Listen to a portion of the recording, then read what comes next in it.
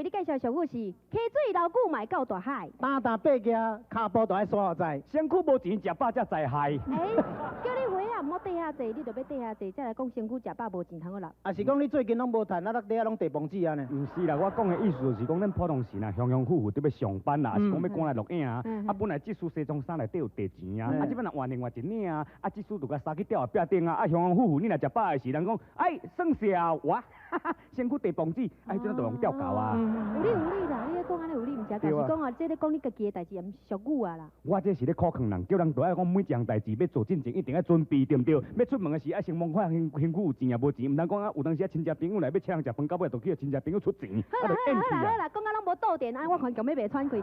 准你有理啦，安尼好无？啊，我咧讲的吼，溪水老久卖到大海的意思，就是讲敢若龟啊吼，甲迄个，你若讲到龟就足敏感的，你知影讲到龟较敏感？就是啊，龟是恁斗饲的啦。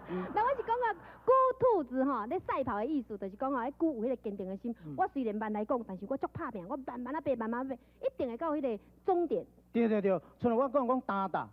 爬行脚步都爱山后在，这什么意思？讲咱无论做什么头路，心肝爱了后在，唔通安尼虎头鸟鼠尾。哦，对，所以咱做人应该唔通啊，咦，无钱假大派。